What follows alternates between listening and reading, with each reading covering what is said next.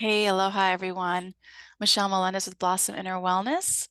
And this is great. So people are coming on. So this is my inner circle, and we're going to be talking today about how to not take things personally. I do this call once a week for my inner circle members. You can check that out at blossominnerwellness.com. And I have a couple members on. And just so you know, Love just joined. If you don't want to be recorded, just let me know and I'll pause the recording. You can put that in the chat. So this call is about, again, how not to take things personally. And so I'm going to share some insights. And then those of you who are on the call live with me, if you have any questions, we can talk about them. If you have anything to share, then we'll talk about them. And then we'll do a prayer at the end. Because, you know, if you've been following me, I do prayers every single time I do a video. Excuse me, because this is a spiritual, I really feel this is a spiritual war that we're in. And to stay in moving toward the light and love and the knowingness that we are totally taken care of through this infinite creator, which you people call God or source or whatever name you want to call it. But there is something greater that is guiding us and protecting us and moving us toward a life in a world that we want to live in. So I want to share first around not taking things personally is really not easy. It's especially if you're in the trauma of, or in the trauma and drama of the situation. So I just want to give an example here. This was many, many years ago. I was standing in line at a conference, and it was a long line, and I can't even remember what it was for, but there was a woman in front of me, and she was kind of having a meltdown. And so I can't remember, I said something to her and she turned around and completely snapped at me and was really rude. And I just paused and I looked at her and I said, you know, I said, this is your stuff, and I'm sorry you're going through whatever you're going through, but this is not about me. So I just kind of stood there and I just took a deep breath. And she looked at me and she was shocked because I didn't fight back. I didn't feed the drama. I said, this is your stuff and I'm going to let you have it. I'm not taking it on. And this is not about this is not about me. And so she took a deep breath and she actually apologized. And then she actually got out of line and left. And that's just one example of it. But here's the thing. When you are in it with people you love and know, like family members, the the the frequency of how you know how to be in relationship with your family members, your loved ones, your husband, your partner, sister, brother, whatever, it's a pattern and it's a frequency. Our emotions are frequencies. So when we get into a relationship with someone like a sibling, we know how to respond to that person, and it feels the same. It's like, you know, Uncle Fred is coming and you guys don't get along. So the first thing you do when Uncle Fred, you know, Uncle Fred is coming, and you're just like, you can feel the feeling of annoyance or something. It's the same pattern over and over again with people that you know when you're in relationship. And so what happens with this practice of not taking things personally is to first acknowledge the pattern. Acknowledge the pattern. And I always say, I put my hands on my heart because it gets me out of my head. Putting my hands on my heart and taking a deep breath. And then I acknowledge the pattern. Oh, okay, let's just say, for example, I know Uncle Fred is coming and he totally annoys me. So I'm like, okay, Michelle, this is a total pattern for you. The frequency of annoyance, which is just an emotional frequency. It's not good or bad or right or wrong. It's just a frequency. And then what happens is that frequency triggers the thoughts that will equal that frequency. So the thoughts of Uncle Fred annoys me. Okay, so then the first thing I'm going to do when I'm in that frequency is notice when Uncle Fred shows up, what is he doing that annoys me? And that's not like I don't say that out loud. It's actually, it happens so fast that that's just the pattern I go to. I just automatically go toward what is it that he's doing that's annoying me, and I see that, and I observe, and I focus on that, because the frequency of annoyance is a pattern. It's a conditional pattern I have in the relationship with Uncle Fred. So the first thing to do is to acknowledge that pattern. Oh, okay, Michelle, this is Uncle Fred. I know that my pattern with Uncle Fred is to be an annoyance, and there's nothing wrong with that. It's just a pattern. There's nothing right or good or wrong or bad. It's just a pattern, and I don't have to make it mean anything, because when I make it mean something, which we are human beings, we are meaning makers, then I stay in the pattern, which keeps me a slave to the same exact relationship repeating itself over and over and over again. And I can't, and I won't be able to get out of that pattern. So the only way to start to get out of that pattern is to notice it, to become the observer of that pattern first, and breathe into it and let yourself like feel it. Oh, here's that pattern again. It's not right. It's not wrong. It's just a frequency. And your breath is the key to it. Your breath is the key. So this empty space is not empty. This is a frequency field that we walk through all the time, and we live in this frequency. And it's like fish swimming through water. Fish don't know they're swimming in water. They don't know water. They just are swimming, and that's just their life. And we are fish walking through a frequency field, and we don't know it's a frequency field. So, and the reason why I'm saying that is because if you allow yourself to stay in the pattern of I'm annoyed with Uncle Fred, that goes out into the frequency field. He's going to feel it. He doesn't really know what he's feeling. He has his own patterns, but he feels that.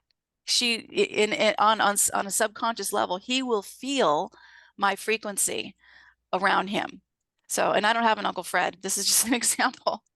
But so not taking things personally, the first thing is becoming the observer. Oh, that's my pattern. That's my stuff. I'm annoyed. I have a story in my head of being annoyed with Uncle Fred, because for many years you can create the whole story. You have a whole story about it. You can share the story with people all day long. Like, you can always share a story about how annoyed you are with Uncle Fred. But here's the thing, are you willing to let go of the story? Are you willing to let go of the story in order to have peace and find peace in your own life? And the only way that you're going to let go of that story is to acknowledge it's a story that you made up, and it doesn't mean anything about you, or even doesn't mean anything about Uncle Fred, because you don't know his whole life. You don't know what he's been going through to create his own patterns of the way of being that he is in the world. So how's this coming across to my inner circle? Because my inner circle's on with me live. And are you guys, how are you guys coming across with this?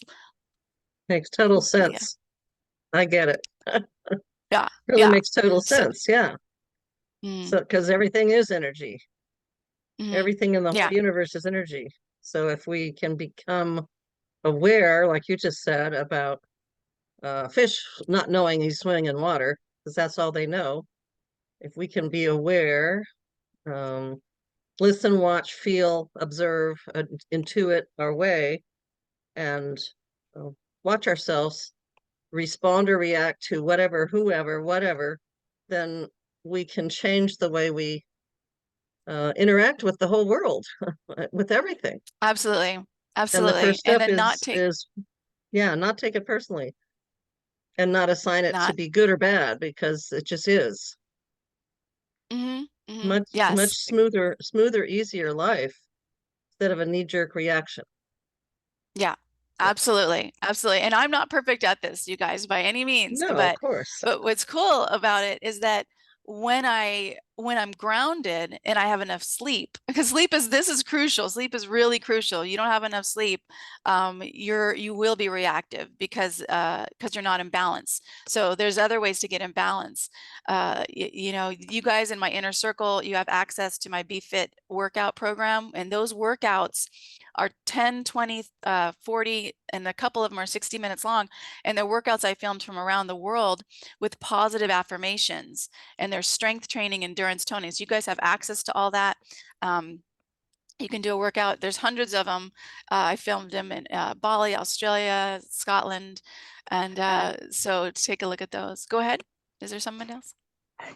Love, were you going to say Yeah, something? yeah. Just thank you for inviting me for your inner circle. My name is Larissa, and Michelle. Like, just a quick question. How to calm down our mind when we like in this stage when we like you just mentioned affirmation, because I know about breathing, it's very important, but how to calm down the thoughts which immediately start arising in your mind, and kind of Mhm. like take your mind from this situation. What's your suggestion? Getting into the present moment. The present moment is the key. The present moment. Like, because what's happening when you're in your head, you're not noticing the present moment. You're noticing your thoughts. So what I said again, I said put your hand on your heart and feel your heart beating, or feel the pressure of the hand pressing against the skin. That's in the present moment. Take a deep breath and notice the ribs expanding and contracting. If you're outside, or if you're somewhere where you can see the sun and nature are the quickest ways that will get you into the present moment, the quickest way. So if you can, look at the sun, let the sun shine on your face for a little bit and feel the warmth in that present moment. If you're outside and you can put your feet on the ground, nature has a frequency, Mhm. and it is the quickest way to get into the present moment. You can touch a tree. They were talking about tree huggers. There's a reason why Yeah, people hug trees, and it's a sure. frequency, and it actually will get you out of your head and drop you into the body and into the present moment. And that's the quickest way to calm your thoughts, is Mhm. that. And also the other way is music. So find a song that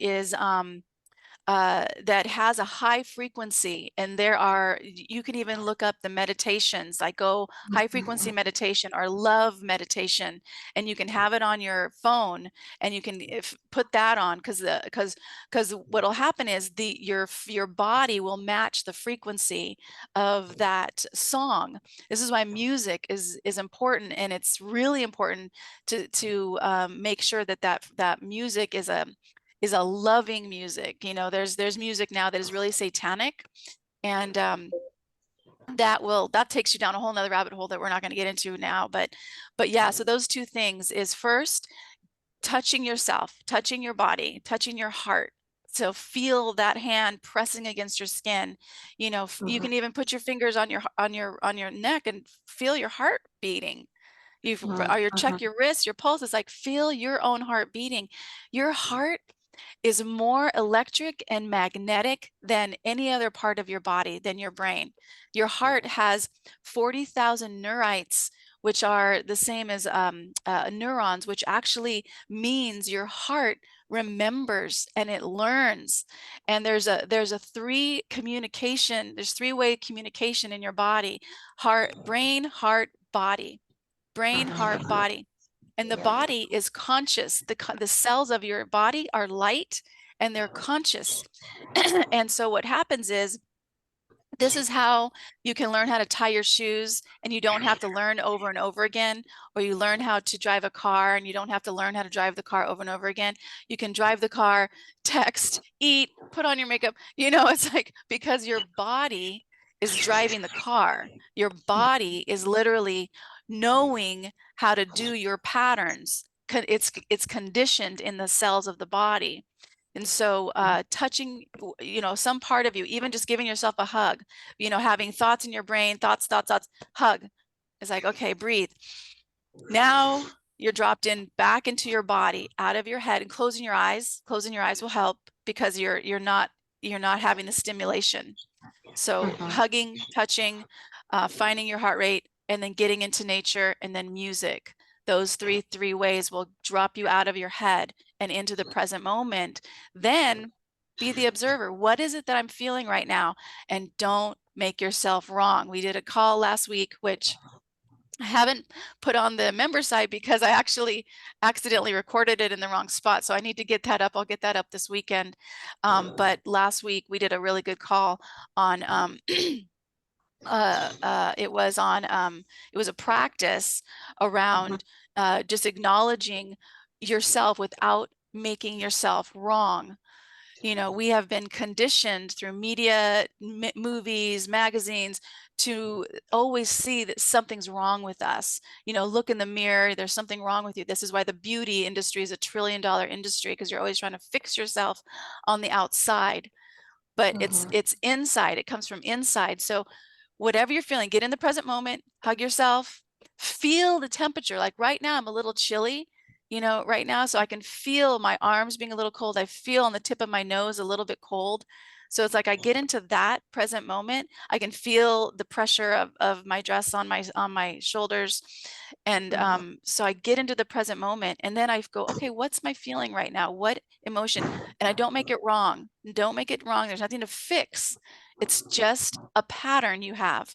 And then you breathe into it. And once you breathe into it, then you get to decide, what is it that I want to feel right now? And my first go-to is gratitude. What am I grateful for? I'm so grateful that I have a car. I'm so grateful I have gas in the car. I'm so grateful that, you know, whatever it is, that I'm sitting on this chair that's super comfortable. You know, it's super small. I'm so grateful that there's a carpet underneath my feet that's soft. You know, it can be that small. And then you get to choose what you have next. Okay, so now I'm going to be going to testify to the Big Island planning, Leeward Planning Commission today on our general plan. Okay, then I can think that's going to go really well, and we're going to make an impact, and we're bringing back freedom to the Big Island. So did that answer your question? That was a So long happy for you. answer. Yes, yes. Thank you so much. It's really, really helpful. Yeah. And I think even if you have some thoughts which is coming like from the past all of a sudden, just like you said, like literally go to your body and like really like feeling the every small difference what you feel make you feel like present, not in that time, but just right now, right? Yeah. That's Absolutely. very, very. Absolutely. Yeah. And and the thing too with your past, don't make your past wrong either. This is a hard one because we have judgment about what happened to us in the past, right or wrong or good or bad. But that's a whole nother call that I'll do, because your past has created who you are. So it's like just looking at it as a human experience. That was my human experience in that at that present time. And it's not right or wrong or good or bad.